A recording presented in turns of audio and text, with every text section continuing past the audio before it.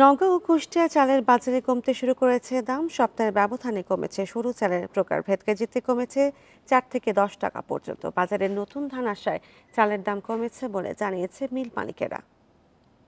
চালের দাম নিয়ে আরো জানাতে নওগাঁ থেকে জানাচ্ছেন সহকর্মী সাদিকুল ইসলাম।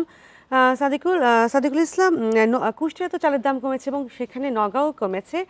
চালের দাম কমেছে এবং আরো কমবে কিনা, সম্ভাবনা আছে কিনা? বান্ডেল থাকলে প্রতি সেনমানিতে টাকা বাঁচবে।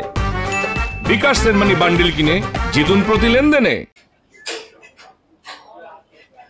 আপনি জানেন যে দেশের অন্যতম চাল উৎপাদনকারী বা ধান উৎপাদনকারী জেলা কিন্তু নওগাঁ। এবছর কিন্তু আমরা লক্ষ্য করেছি যে শুরু থেকেই কিন্তু চালের দামটা ছিল একেবারে চড়া এবং এখানকার যারা ভোক্তা তারা কিন্তু অনেক কষ্ট পাচ্ছিলেন, বিশেষ করে মধ্যবিত্ত এবং নিম্ন আয়ের মানুষজন।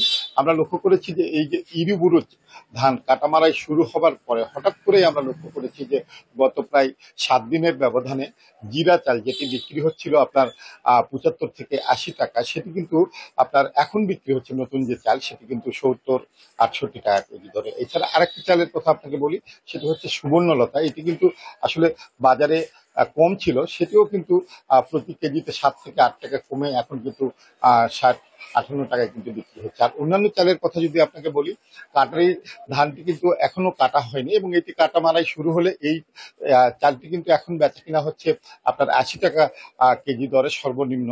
আপনি এই চালটিও কিন্তু আপনার 75 বা 72 টাকায় চলে আসতে পারে বলে এখানকার যারা চাল বিক্রেতা তারা সেটি কিন্তু মনে করছেন। আরেকটি তথ্য আপনাকে জানাবো যে আপনি জানেন যে নওগাঁ জেলায় এবছর কিন্তু 1,93,000 হেক্টর জমিতে ইরিবুরো চাষ করা হয়েছে এবং এখানকার কৃষি কর্মকর্তারা যেটি বলছেন যে গত বছরের তুলনায় কিন্তু এবার পোকামাকড় আক্রমণ কম ছিল এবং আবহাওয়া অনুকূলে থাকায় প্রায় 1 লাখ মেট্রিক টনের মতো বেশি চাল উৎপাদন হবে এবং সেক্ষেত্রে কিন্তু নওগাঁয় এবছর প্রায় 8 লাখ মেট্রিক টন চাল উৎপাদন হবে এবং এই ধান কাটামারাই শেষ হলে এখানে কিন্তু চালের দাম আরো কিছুটা কমে আসবে বলে এখানকার ব্যবসায়ী এবং এখানকার যারা সংশ্লিষ্ট তারা কিন্তু মনে করছেন। আর একটু তথ্য জানিয়ে শেষ করব।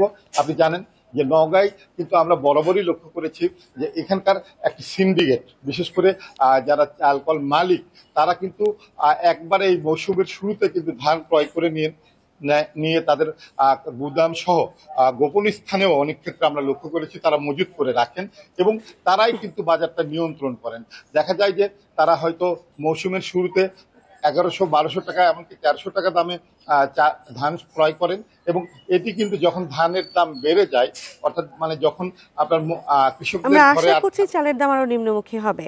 নওগাঁ থেকে জানাচ্ছিলেন সহকর্মী সাদিকুল ইসলাম।